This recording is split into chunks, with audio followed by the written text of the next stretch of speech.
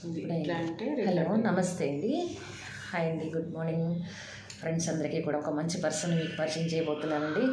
Best friend మాకు ఈ మధ్య రీసెంట్గా పరిచయం అయ్యారు. అండ్ మాధవి గారి పేరు వచ్చేసి ఆవిడ రియల్ ఎస్టేట్ బిజినెస్ చేస్తూ ఉంటారు అండ్ కవితలు కూడా రాస్తూ ఉంటారు. కళకి సంబంధించిన భావాలు ఉన్న వ్యక్తులం కాబట్టి కొంచెం భగవంతుడు అలా కలిపేశాడు మా ఇద్దరిని. ఇలాంటి మంచి వ్యక్తి పర్సన్స్ని మీకు కూడా పరిచయం చేయాలని నేను మనస్ఫూర్తిగా అనుకుంటున్నాను. మీ అందరి బ్లెస్సింగ్స్ ఆవిడ చేసే బిజినెస్కి కానీ ఆవిడ రాసే కవితలకు కానీ బ్లెస్సింగ్స్ ఇస్తారని మనస్ఫూర్తిగా కోరుకుంటున్నాను. జస్ట్ ఆవిడతో కూడా మాట్లాడదాము, చిన్న ఇంటర్వ్యూ తీసుకుందాం. నమస్తే మేడం. నమస్తే అండి. నా పేరు మాధవి, సహజ కవయిత్రి, గుంటూరమ్మ మాది. అయితే నేను పల్నాడులో పుట్టాను. మాది బ్రహ్మనాయుడు నాయకురాలు నాగమ్మ నడియాడిన నేలపై నుంచి వచ్చాను. మైళ్ళబాగు అనే గ్రామం మాది. మేము నలుగురు అక్క చెల్లెళ్ళం, ఒక తమ్ముడు.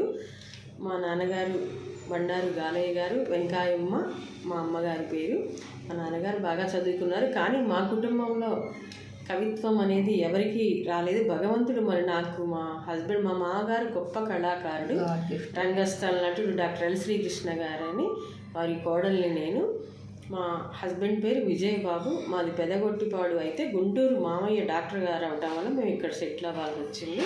నాకు ఒక్కడే బాబు అండి. బాబు ఫారెన్లో సెటిల్ అయ్యాడు. నేను అవలీలగా ఎవ్వరి మీదైనా చెప్పగలుగుతాను. ఇప్పటికి 3 బుక్స్ రాశాను, ఒక 200 పాటలు రాశాను నేను.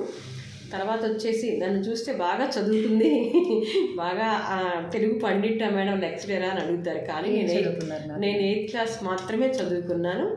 ఆ వాగ్దాయిని సరస్వతీదేవి బ్లెస్సింగ్స్ వల్ల నా కవిత్వాన్ని మీ ముందు ఉంచుతున్నాను. మాకు గుర్రం జాషువా గారు చాలా దగ్గర, మా పల్నాడు ప్రాంతం కవికోకిల గారు అని చెప్పుకోవటానికి వారి బ్లెస్సింగ్స్, మా తెలుగుదేశం పార్టీ నాయకులు, తోటి మహిళలు, తెలుగు మహిళలు అందరూ ఆశీస్సులు. అలానే మా సంగీత గురువర్యులు కూడా శ్రీహరి మాస్టర్ గారమ్మ, మాకు మీరు ఇప్పుడు పరిచయం అయ్యారు. మాస్టర్ గారి దగ్గర మేము నేర్చుకుంటున్నాము.